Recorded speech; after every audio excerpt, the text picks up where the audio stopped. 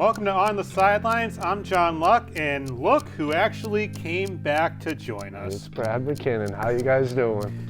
It's been a while. I wanted to give it some time. I know things have been kind of weird. Your team is in the toilet. My team's trying to go for banner 18. It's been a little rough. But one thing I think that has really changed since the last time you were on is offense in Major League Baseball. Now, we'll talk a little bit about the torpedo bat situation coming up here, but over at Fenway Park, the ownership, brace yourself, they actually opened up their pockets and they actually spent on players. Now, granted, it is a couple of extensions, one for Garrett Crochet that comes out to 6 years, $170 million, and Christian Campbell signed an 8-year, $60 million extension. This happened in the first week of the regular season when the Red Sox were kind of on the skids in Texas. But overall, I was kind of surprised to see Crochet signed after saying that he was not going to go ahead and talk extension until the season was over. And then for Christian Campbell, that was really random to see. And also the amount. That is a real team-friendly discount that he gave the Boston Red Sox after they really brought him up and shot him up through the minors last year. Yeah, no, it's good to see us actually investing in younger talent because what's Crochet, 25, I think? And something like that, obviously, yeah. Campbell's a little younger than that. And like you just said, it was good to see John Henry finally open up his pockets and spend some money for once, you know. Just like this pocket right here, I have 52 problems on this deck of cards. John Henry used to have 52. I think he might only have like 30 left, you know. Well, don't give away the secret. I mean, we do have the commercial break game of blackjack. Yeah. To me, overall, the Christian Campbell extension, that's the one that really, I don't want to say confused me, but was just kind of random. It was fast and early. It was the first week of the season. It's a rookie that shot his way from single A to Worcester last year.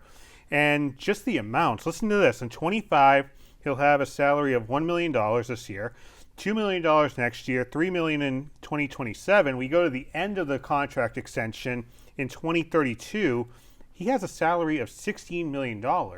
Now, really, through spring training in the first couple of weeks of this regular season, he's been regarded as a Rookie of the Year candidate. Oh, 100%. And you look at the way that owners are spending money like drunken sailors and blowing, $400, $500, $600 million on good players.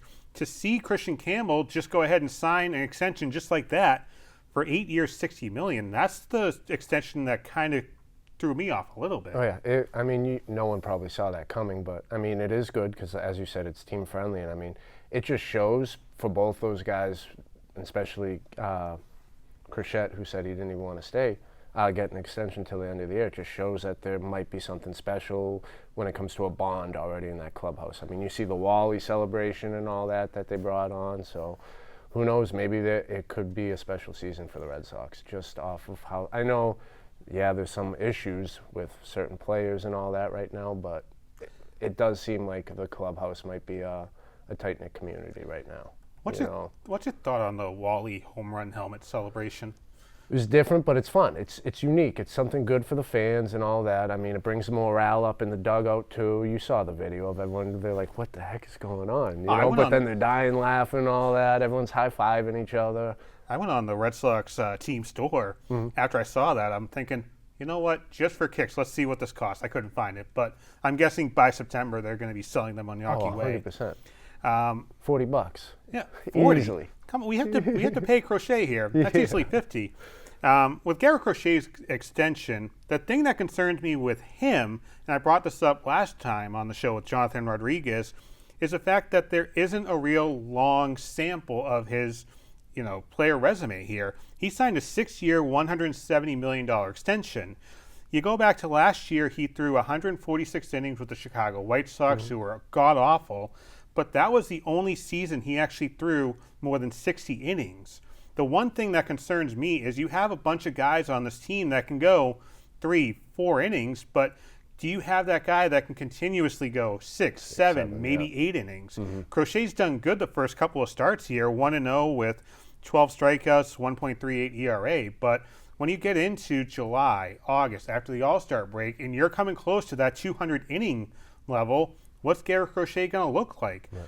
We have no idea what Garrett Crochet looks like when he gets to 150, 175 innings in July and August because Chicago Never did. basically weaned him down after August so that way they could go ahead and have some sort of trade value when they traded with the Boston Red Sox. Agree with you on that for sure. I mean, as you just said, Chicago, you didn't see it over there, so we're going to be the first one that sees that. And I imagine, I mean, we just paid them. We should see that, but You would hope like so. you said, around All-Star time. So Yeah, so ideally your starting rotation for the Red Sox would be Garrett Crochet, Tanner Houck, who is just like Crochet. When he hits that innings limit, if you will, Tanner Houck turns back into the pumpkin. Then you have Brian Bayo, who's coming back. He's in Worcester as of this taping. You have Walker Buehler, who's on a prove-it one-year deal. Then you have Lucas Giolito, who's also in Worcester right now as of this taping. So right now you have Garrett Crochet, you have Alex Bregman, you have Babe Ruth, Willie Abreu, and you have Christian Campbell. After that, there's a real precipitous drop-off when you talk about the talent level of this baseball team. Rafael Devers, he's slowly starting to come out of it with that series against the Cardinals. But can you afford long-term injury situations with this team and you only have those 2 extensions to show? Because if you go into 26, 27, and all you have to show your fan base is, well, look, we signed Christian Campbell, we signed Garrett Crochet. that's it. Nuts, that's it. Right. Your first baseman of the future already re-signed with the Toronto Blue Jays, Vladimir Guerrero Jr., so that's out now. So now you kind of have to move things around a little bit. You do still have Marcelo Mayer to come through the ranks. You have Rowan Anthony to come through the ranks. But my concern is the issue of the unknown.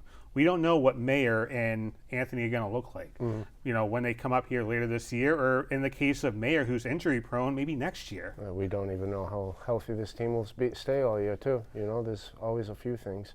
One thing I did want to say, since we're talking about the Red Sox, though, is can't remember his name. It's going over my head. But how cool is it that someone from Middleborough was pitching? Oh, Sean Newcomb. Newcomb, there it is, yeah. And then our own town, Bridgewater. I'm going to jump over to the NHL real quick. Kid called Cam Lund. He had 3 games, scored 2 goals for the San Jose Sharks. So it's really cool to see kids from around here starting to put a footprint down in some major league sports. And San Jose rivaling the Boston Bruins for the number 1 overall pick. They'll get it. Speaking of plummeting, let's talk about torpedoes. Yeah. The big story over the first couple of weeks of the season is torpedo bats. That slugfest, man. Whew. Yeah, look at the New York Yankees. They had, I think, 8 or 9 home runs on 9. opening day. Yeah, 9. So this was from an article written by ESPN's Jeff Passan. Torpedo bats explained. Aaron Lienhart, an MIT-educated physics professor at the University of Michigan, became a minor league hitting coach with the New York Yankees and asked during the 2023 season how in an era ruled by pitching could offense keep up. As he spoke with more players, the framework of a solution began to reveal itself. With strikeouts at an all-time high, hitters wanted to counter that by making more contact, thus the torpedo bat, where basically most of the bat measurement is at the barrel of the bat, where you're swinging at the ball and you have a stronger chance of at least getting the ball in play than getting struck out. Giancarlo Stanton last year was an absolute monster at the plate in the World Series in the postseason because of that bat. But Aaron Judge for the Yankees, I don't think he's actually used that bat. Alex Bregman, he is a torpedo bat user. And Rob Manfred said that the bats do comply with MLB rules. Are the torpedo bats maybe giving MLB players a bit of a disadvantage, though legally? I mean, the bats are legal, so it's just like the tush-push in football. Just get used to it. Use it if you want. If you think it's an advantage, get used to it using it, I mean, yeah, it's a little silly. What do they take it off the top and put it on the bottom, or does it come from the bottom? I forget. It's one of the two. So I think if I remember seeing it right, you kind of get given just a generic piece of wood, kind of like a big dowel rod, and you only have that much to play with. So you can either put more at the top near the handle or more at the bottom down by the barrel of the bat, thus giving you more home run potential. I think more players are going with that in this whole generation of, the pitch calm with the buttons on the sleeves. And that's where I kind of favor the torpedo bats. I like offense. I like runs. I kind of like situational baseball. At least get the ball in play. If players are going to be able to go ahead and have that secret communication where, you can go on the knee, you can, two-seam fastball, then batters should at least have a chance to kind of counteract that and have a chance to cover more of the plate with each swing. every league is looking for more offense. Every single league is. So, I mean, if they're legal, I just think people need to get used to using them. And then maybe we will see a lot more home run derbies back like it was the steroid days. Launch it to the Mass Pike. Yeah. Who knows? If Rafael Devers had a torpedo bat in Texas, maybe he'd actually have a hit. Yeah, he might have launched it to New Hampshire if he was in the Fenway, We'll take a quick break here. Just a couple weeks after the Boston Celtics are bought by Bill Chisholm for a lot of money, could there be succession plans for the New England Patriots and the Kraft family?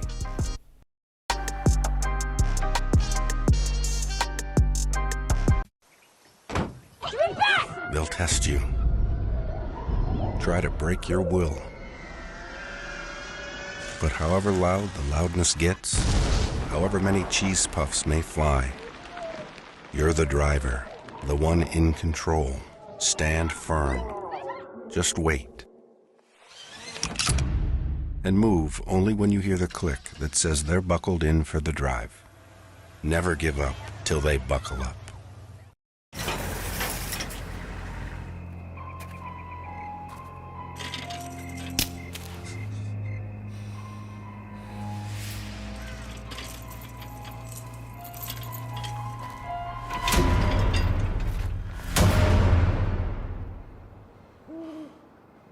If you don't fix them, sparks from dragging tow chains could cause a wildfire, and that could be scary. Smokey. Only you can prevent wildfires. Here we are in the month of April, football kind of taking a back seat, though the New England Patriots are starting to kind of make their way back into the headlines here. At the NFL owners' meetings down in Florida, 83-year-old Patriots owner Robert Kraft was asked by a reporter about a potential succession plan during the NFL meetings. Now, this kind of got playfully contentious, I think. Maybe that's the best way to phrase it. He told reporters, quote, in life, look, I was a little kid sitting on one of those benches dreaming about owning this team and bringing a winning culture here. I said after my family, this team and this foundation to combat hate and anti-Semitism, those are my passions. As far as succession is there. My eldest son, Jonathan, has been part of every key decision I've made for the last 30-odd years and is a full partner in everything. He stays out of the limelight. If you go back to the Arizona game, probably not. He goes on to say, we have a plan that is in place for all of our businesses. Were you suggesting something like that? That's a bias. Sometimes with age, you have experience. This is the part I want people to really listen to. Let's see what happens this year. Let's see what happens over the next 2 to 3 years. And that was from a MassLive.com article and Karen Garetian. I think those last couple of sentences are interesting. Right.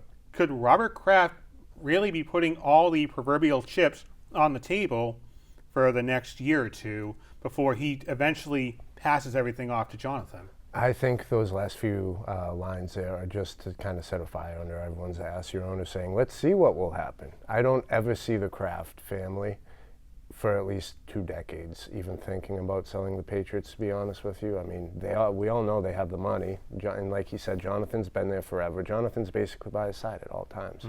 I mean, I forget the other brother's name, the one running for mayor, but he's the number one exporter of the recycled paper and all that. Like, I don't see them ever being in a financial issue where they have to sell the team.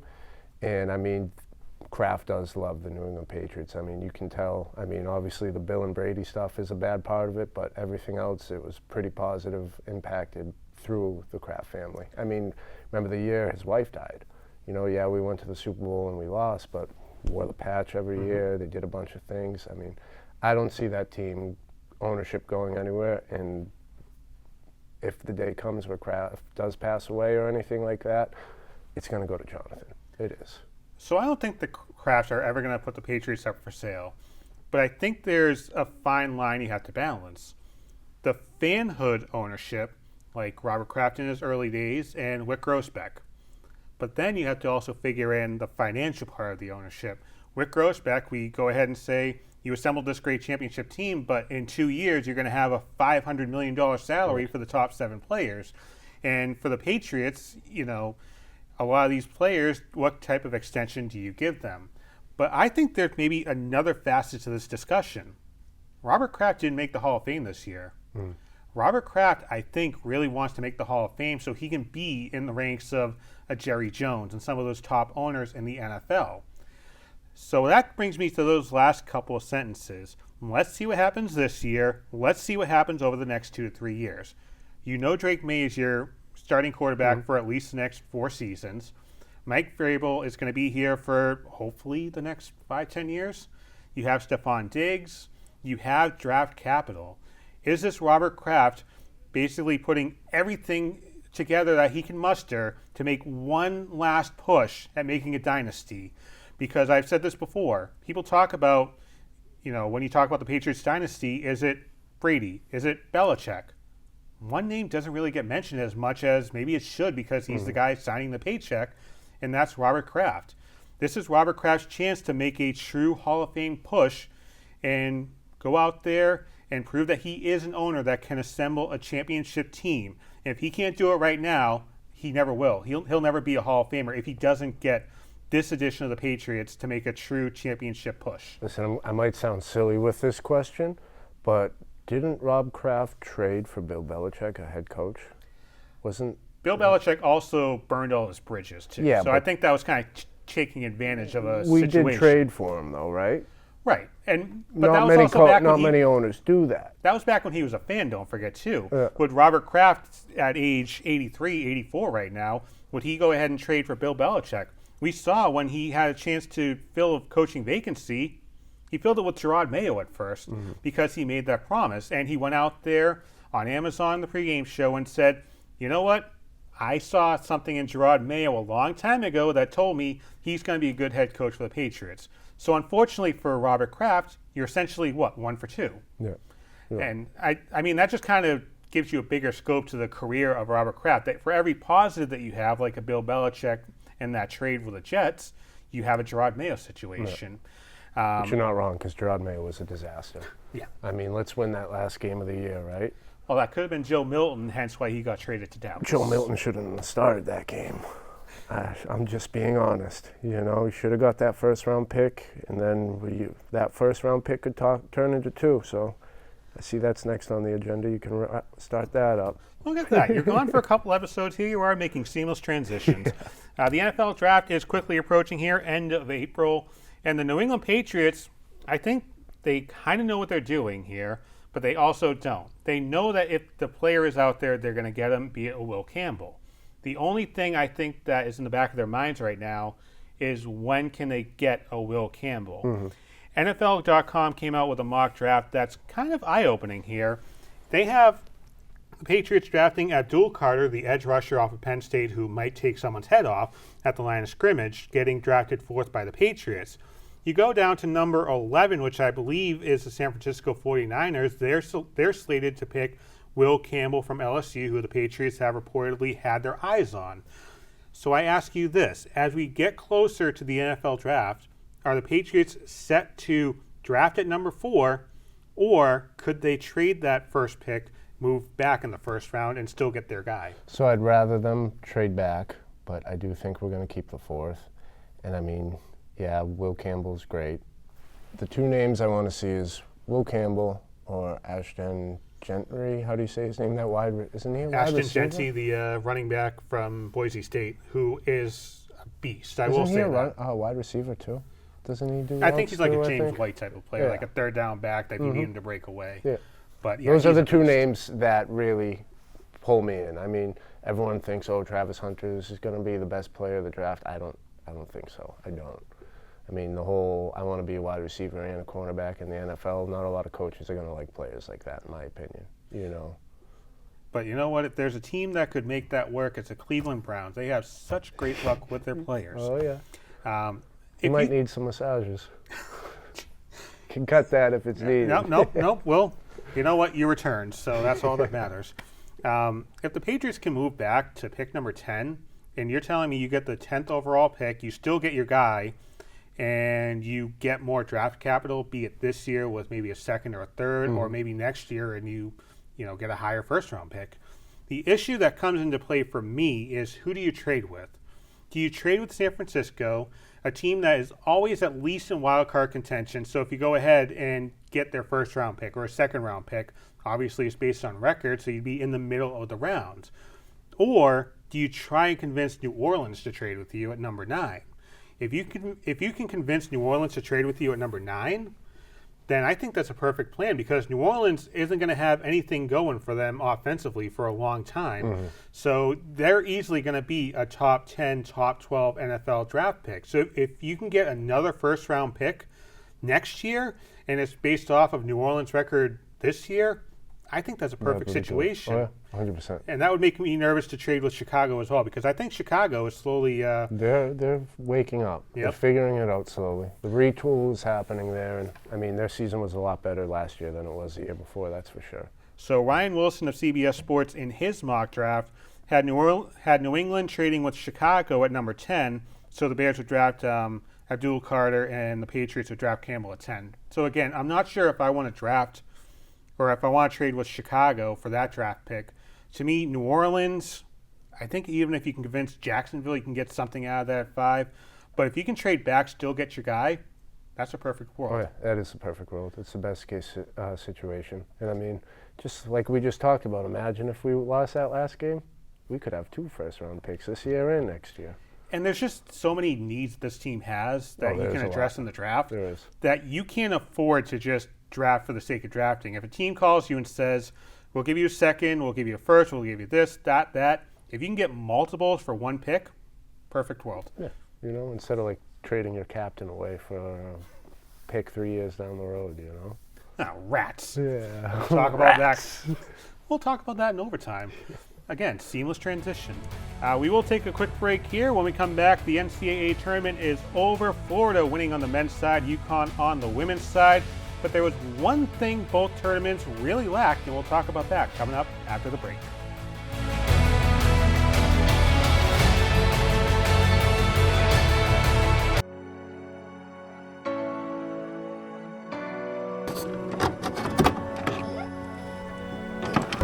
Welcome back to the Cable 8 News. I am John Myers. And I'm Nick Palmieri. And Nick, nice to have you here on the set. It is. Or is it nice to have me on the set?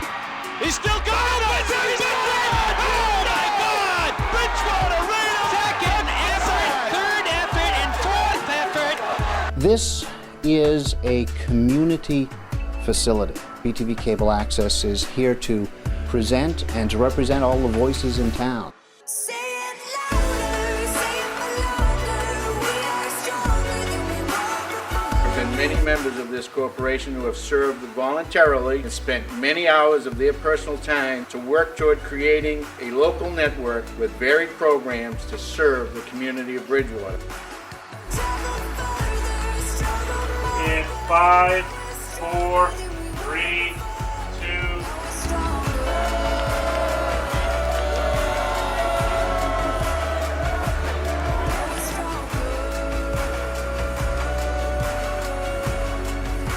It's about community, it's about coming together, it's about helping us out, because at the end of the day, that's what makes all of us strong.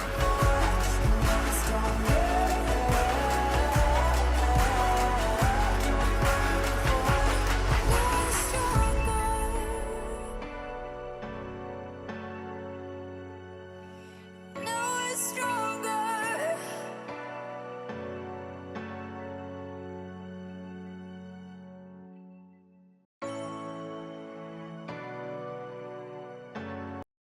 Brackets are busted. Cinderella, I guess, maybe found her glass slipper. Nonetheless, March Madness is over. UConn won their 12th Women's Basketball National Championship, and Florida defeated Houston after the Cougars just had themselves a heck of a 10 seconds there at the end of the National Championship. But at the end of the tournament, one thing was noticeable. There was a lack of upsets. I went back and went through the bracket, and based on seeds in the first round, there were 7 upsets, and that includes, a 9 defeating an 8. So 7 upsets in the first round, 4 upsets in the second round, only 1 double-digit seed making the Sweet 16, which is Calipari, all number 1 seeds making the Final 4. This maybe goes to a bigger issue here, and the issue with money in the NCAA, but we'll start off with just the fact there weren't really a lot of upsets and weren't really a lot of Cinderella runs in either tournament. No, not at all this year. I mean, there was some. I mean, that game last night, that was pretty cool. How much that was changing, and then let's go back to that Duke game real quick. Those last 30 seconds, yeah. Oh yeah. I mean, like we were talking about, I think the biggest upset was a 12 beating a 5 this year. I 100% could be wrong because I don't follow it as much. But I think that was the biggest upset this year. And I mean, you always love when you hear, a 16 beat a 1. Then 40% of this country's brackets are already broken in the first round, But for all 4 to make the Final Four, I'm a big fan of that. How about this? The SEC conference, a football conference, if you will, they have 16 teams in the conference as a whole, including Texas and Oklahoma. But out of the 16 teams, how many SEC teams do you think made it if you don't know already? 3, 4? 14. 14 SEC teams out of 16 made the NCAA tournament. 6 of those seeds earned top 4 seeds. Oh, we're talking basketball. I thought we swapped to football real quick. Now, SEC is known for football, but still. It's in basketball. A basketball conference, thanks to the NIL stuff going on and the money going around, that's a big reason why they had 6 teams out of those 14 earning a top 4 seed. The Big 12 had 7 teams out of 16 team conference make the tournament. ACC had 4, Big East had 5. You talked about the 1-12 seed that actually beat a 5. That was McNeese State. The interesting thing with McNeese State is they spent the most money when it came to transfer portal players outside of the top conferences. So essentially, McNeese State basically bought themselves a team that had enough firepower to defeat Clemson in the first round, which is completely moronic. The NCAA tournament, especially the first 2 rounds, are predicated on players going out there and at least having a shot at, getting to a Sweet 16, making a VCU type run or an FAU type run. Right now, the NCAA tournament is laughable. The first two rounds are basically just a small conference team playing to get into a buzzsaw against Duke or Florida and have no chance in hell of making it to the Sweet 16. The Sweet 16 was the only double-digit seed in the Sweet 16 was Arkansas. And guess what? Not exactly a squeaky clean coach in John Calipari. So to go ahead and have the 4 1 seeds make the Final Four, what does that prove to college basketball?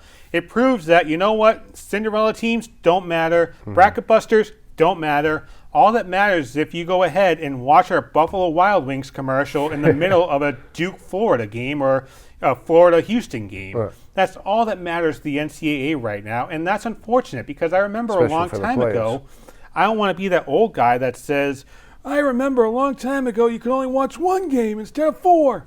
I don't know why I turned into John Henry, but I remember a long time ago watching basketball, especially college basketball, is fun. Now it's just, cool, this team at least covered the spread. Right. It's a 16.5-point spread, so the 13 seed still gets its doors blown off.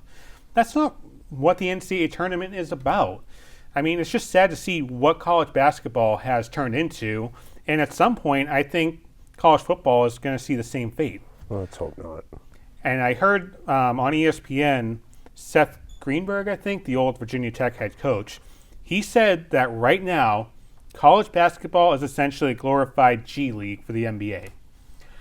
You can't really tell me besides Cooper Flagg, 5 players in the NCAA tournament that really stood out, I'm guessing. Nope. And we're casual basketball fans. Like, we'll watch college basketball during March Madness, but there's usually 1 or 2 names you can go, Zach Edey of Purdue. Yeah. He's a good player. We'll see him next year in the league, Yeah, you could do that with Cooper Flagg this year, and that's it. And that's just unfortunate. We'll take a break for the first half hour for On the Sidelines. And our second half hour, we'll talk about the Boston Celtics playing for Banner 18 and the Boston Bruins playing for draft pick number 1, a championship. More in overtime after the break.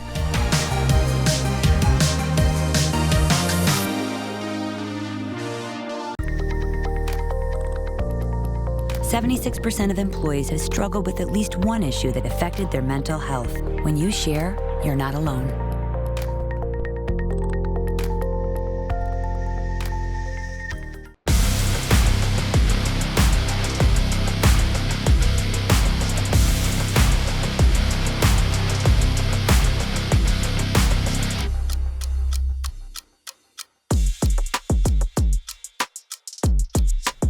On the Sidelines overtime on your TV. John Luck, Brad McKinnon back here with you. Let's talk about the TD Garden team. But before we do that, while you were gone, I kind of pointed out the fact you weren't here. So I decided, why not send a hat airborne? So you know what? Just to be kinder here and welcome you back. Send it over. The one that says Stanley Cup Champion Finals. I'll give you that. I'll give you the Boston Bruins. The team playing 2019. You had to give me the 2019 hat, huh? Sorry. Game 7 was right over there. There was about 20 people in that building, let me tell you. I don't know how that happened. I'm just going to sit here with my, look at that, my Celtic Pride Celtics towel. Pride. Yeah, where's your Celtics Pride t-shirt? If they win a championship, yeah, they suck. Campbell couldn't see that. Anyways, let's talk about the Garden now that we've done some cleaning. The Boston Bruins are officially in tank mode, hanging out with the bottom of the league, the Philadelphia Flyers, Buffalo Sabres, Seattle, Chicago, San Jose. yeah. The list goes on and on. But the Boston Bruins right now, they're almost in uncharted territory. They're going to, right as of this taping right now, they have 71 points, but one thing is for certain. They're going to finish under 500 for the first time since 2006-2007. Last time we talked a little bit about the Brad Marchand situation, but you actually have a vested interest in the Boston Bruins. So was that the right trade to trade away the captain of the Boston Bruins to, of all teams, the Florida Panthers? So that was the one trade we lost. We won all the other ones, especially versus Toronto. That's going to be a Tuukka Rask deal with that Mitten kid. I swear to God, he's going to be great. And when it comes to Brad Marchand, you appreciate the fact that we gave him another chance, for sure, to go win a cup. Like Ray Bourque. I mean, we all know Ray Bourque didn't win one back then, but we gave him the chance to go win one. And you gave him a parade when he won with the Avalanche. Yeah, which is awesome too. But I hated to see it, obviously. I did, you know. But that's the business in the game. Yeah.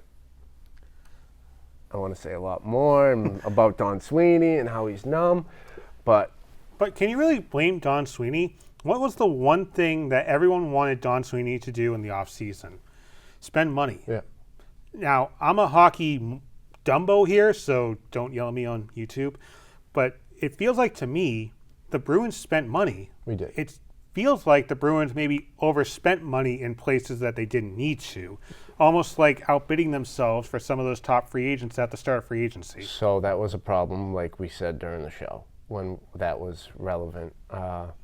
We overpaid, definitely, for Lindholm and Sidorov, but that's what's going to happen when you're trying to grab the people you want in the first 5 minutes that it opens. Because that's when we got both of them, was instantly, right away.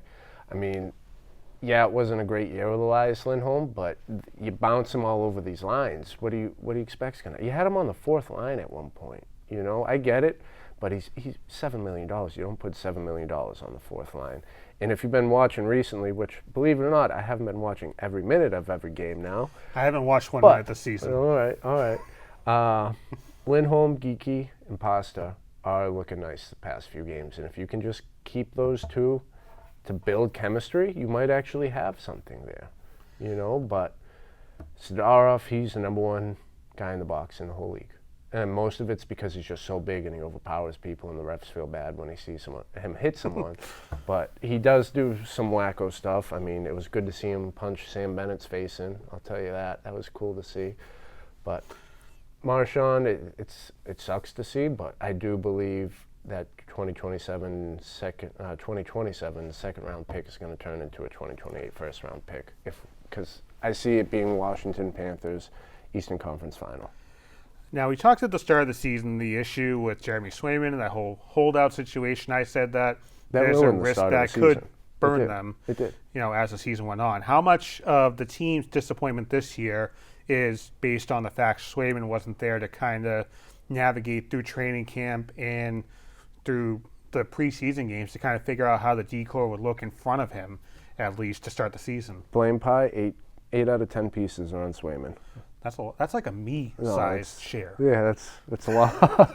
But yeah, Swayman, a lot of it, like you just said, you're not there at training camp. You're not there for the first game versus Florida Panthers, who have been the ones who have been screwing us up the most the past 2 years. And I mean, like you just said, they even took our captain from us. But a lot of it is on Jeremy Swayman. I mean, after the All-Star or the Four Nations break, it's kind of on the defense. Because, I mean, Lindholm and McAvoy both being out really, really hurt. I mean, Mason Lohrei showing his potential, which is a lot. I mean, I see that kid as an offender more than a defender, but he's been getting the minutes and all that. I'd like to see a healthy team next year is the best way to put it. You know, I do see us hopefully picking up one decent center, too. And one interesting thing to think about, and this isn't me trying to be a smartass here, but the Boston Bruins season ends the first week of April. And when was really the last time we could say that? So players like a Swayman that, you know, this is the first time he's played a lot of games. 2016 or 15. I think it was 16 is the last time we could say that. Yeah, when Chuka had the Buffalo Wings. But Pasternak, you know, these players who have been injured and have, you know, played through these injuries, this gives them an extra month or two to at least rehab and, you know, be truly healthy for the start of training camp. You know you have Swayman locked up, you know, for better or worse. You know you have Pasternak. You know you have a lot of your team intact. So now it comes down to the coach. It doesn't look like Joe Sacco is going to be the coach when we get to October. I have heard some people on Boston Sports Radio, on social media. This could be fun. I might watch hockey if this happens. John Tortorella, could he be a possibility for the Boston Bruins? He needs a job, I'll tell you that. But at the same time, why did we hire Zdeno Chara for front office work? No, I'm just saying, where is he going to roll in? Is something above Joe Sacco going to happen, hopefully? Because why did we hire Chara then? For no reason, you know? Chara's just there for the nostalgia act. It's kind of like David Ortiz working for the Red Sox. Yeah, just like Don Sweeney and Cam Neely, right? Nostalgia for the Jacobs back when they didn't win anything. They had blackouts happen on the ice. That's all they care about. Let's turn to the team that actually wins. The Boston Celtics. They are preparing to chase a 19th championship. They're playing their last few regular season games as we're recording this, but they have the number 2 seed locked up. They're going to finish behind the Cleveland Cavaliers. But it's Jaylen Brown who actually gave Celtics fans, including this one, a bit of a scare and maybe raised the blood pressure when Brown said during a post-game press conference that he's been playing through a knee injury. Now, Jaylen Brown missed 6 out of 13 games earlier this year with what's being called a right knee posterior impingement. Basically, it's when part of the kneecap kind of gets in between two parts of the, or part of a muscle in the leg gets between two bones in the knee. It's painful. Doesn't sound pleasant. But anyways, he said this to reporters just a couple weeks ago. Quote, "I've got some stuff lined up with the medical staff in order to feel better come playoffs, but for now, just mentally working through not feeling great, but still being able to find ways to be effective. I've seen some specialists and stuff like that, but we've got a great medical staff and we've got good people around. Come playoffs, my goal is to be feeling my best. On a scale of 1 to 10, my concern hearing that, I'd go 4 or 5. It's a little high for me. That's one of your best players. It's at least a 6 for me. But at the same time, what do you think? You rest him for a little bit, less time, 1 game on, 1 game off? I mean, I think it was, as of today, they're saving Porzingis for the playoffs. We all know he's glass. Jaylen Brown isn't, though. So I think realistically, as we're recording this, they are preparing for the first game of a back-to-back. So if anything happens sideways, don't blame me. But they play New York and Orlando. He's going to play one of those games. I'm guessing Orlando. Then he'll probably play both Charlotte games. Now, he's saying that he doesn't care about the 65-game minimum to be considered for all defense, all NBA, and things like that, but he does. But if he goes out there and plays 15, 16, 20 minutes against a team like the Magic or the Hornets, I'm not super concerned. Because the first round, you should be able to get through either Orlando, Atlanta, or Miami. The second round, if things work out, you could be playing the Detroit Pistons, who are the 6th seed. If that happens, then you're sitting perfect. You wouldn't ideally need a player like Jaylen Brown if Porzingis and everyone else is healthy until the Eastern Conference Finals. So my guess is what we see is Jaylen Brown maybe not take those top defensive assignments, be it a Paolo Banchero against Orlando, a Trae Young in Atlanta, maybe go to the second player just to give himself a chance to switch off. The one thing I will say that is a help for this team is the fact that you have a player like a Sam Hauser. If you need him to, he can go in there. And if you need to bump everyone up, you feel okay with Baylor Shireman getting a couple minutes, launching up a couple threes, and defensively he can fly all over the floor. So if Jaylen Brown needs to take a game or two off, and it's not the finals, then give him a couple games off. You have the depth pieces.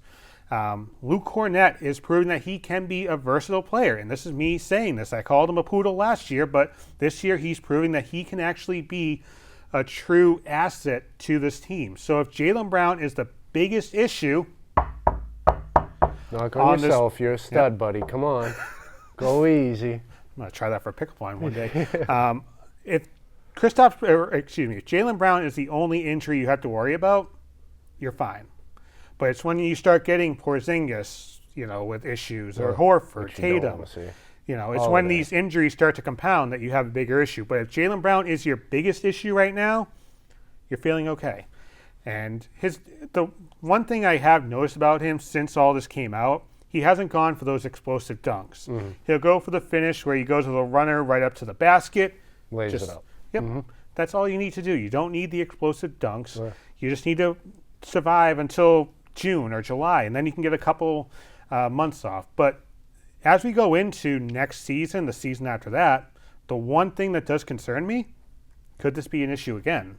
And if it is an issue again, do you have to go surgically to repair it? Yeah. Because it may not be simple as right knee posterior impingement. It could be always get worse. Something worse. Could always get worse. So the Especially when you're playing. So the Boston Celtics just navigating some scares. That's all it is. Just scares. Right. Just keep it easy. They're green teamers. It took the Bruins 2 years to realize their scares they talked about. I feel like we're being so positive here. When we come back, we've been on for about a year now. Mm-hmm. And I believe the end of the show for our first episode, we played a game called Would You Eat It? Well, guess what? Would You Eat It 2.0 after the break.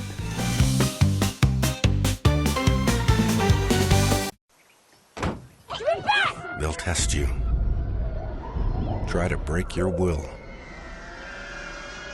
But however loud the loudness gets, however many cheese puffs may fly, you're the driver, the one in control. Stand firm. Just wait. And move only when you hear the click that says they're buckled in for the drive. Never give up till they buckle up.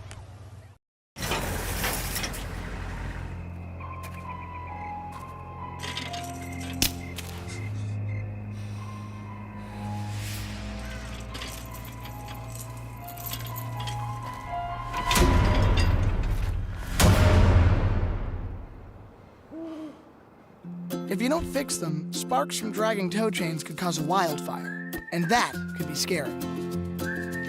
Smokey. Only you can prevent wildfires.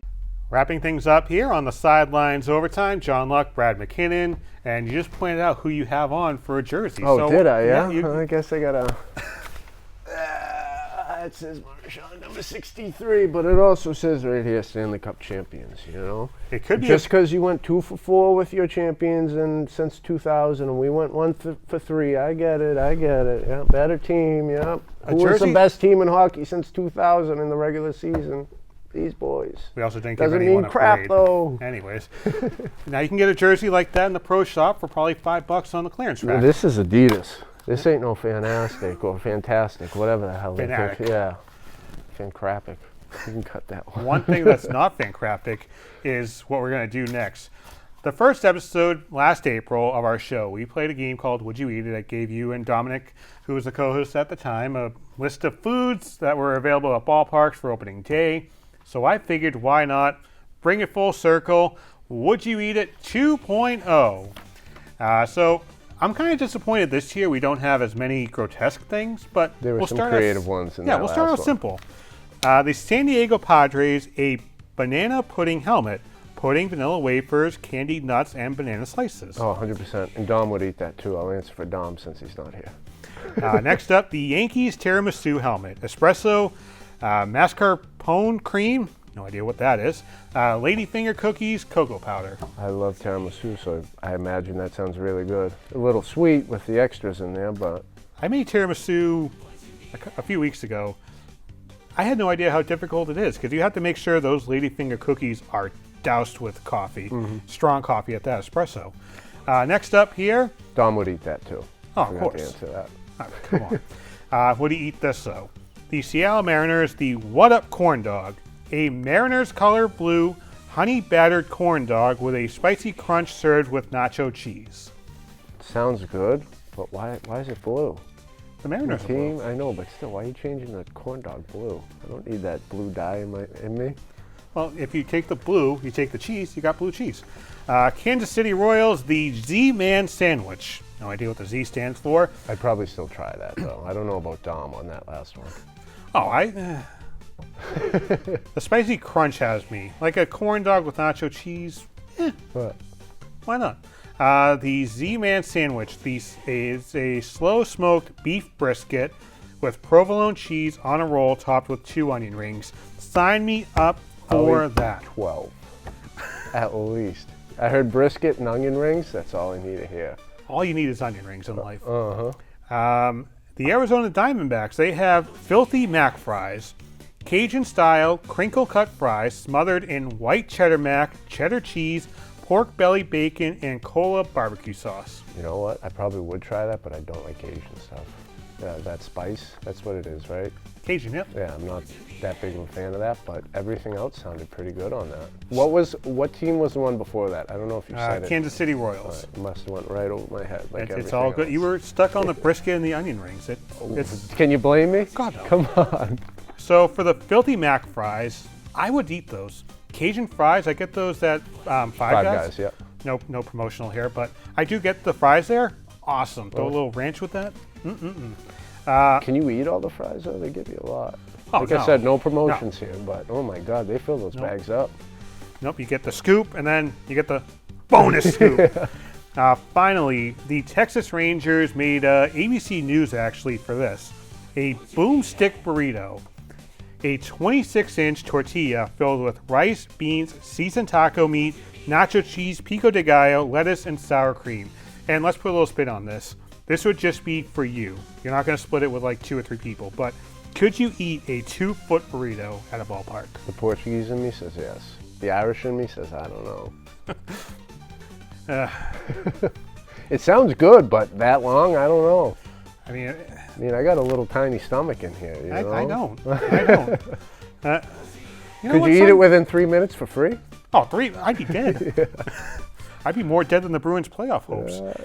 So that'll do it. It only took us 77 games to get knocked out of the playoffs. How crazy is that, though?